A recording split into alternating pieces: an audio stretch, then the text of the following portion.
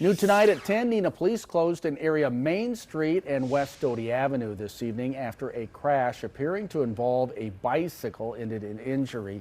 That stretch of roadway will remain closed throughout reconstruction, which could last a while. Residents are asked to avoid the area. A spokesperson for the department tells us more information will be released tomorrow sometime in the morning.